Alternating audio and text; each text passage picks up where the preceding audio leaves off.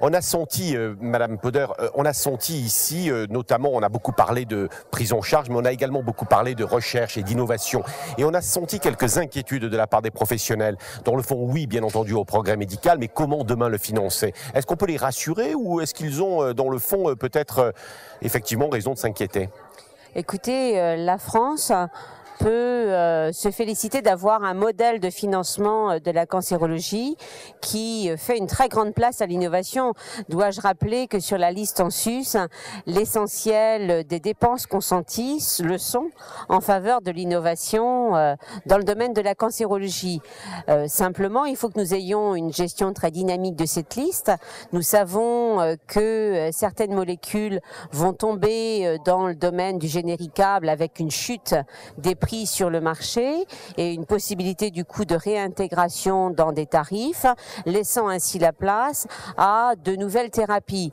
Évidemment, j'imagine que les professionnels ont évoqué les thérapies ciblées et je pense que nous sommes bien préparés à prescrire ces thérapies ciblées puisque nous avons déjà mis en œuvre plus d'une trentaine de plateformes de génétique moléculaire qui permettent de faire les tests pour s'assurer que ces thérapies ciblées seront prescrites avec le plus grand bénéfice pour les patients. Annie Poder, voilà, dernière question.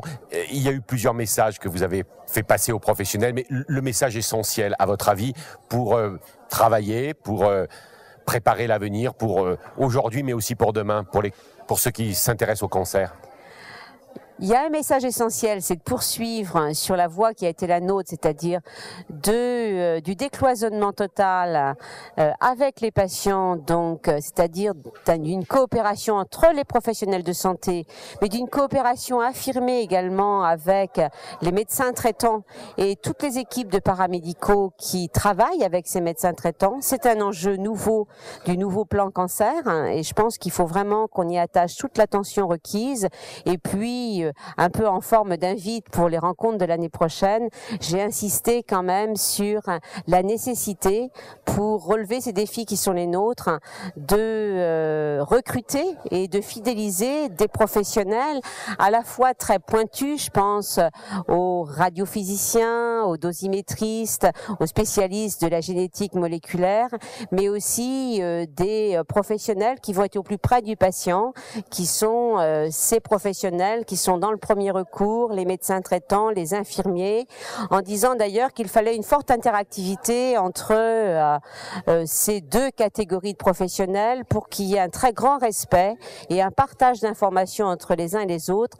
C'est le gage d'une médecine à la fois humaniste et efficace. Merci Annie Poder. Et Annie Poder nous a donné rendez-vous en réalité en novembre 2011, ici à Lyon pour les RCFR 2011. Merci.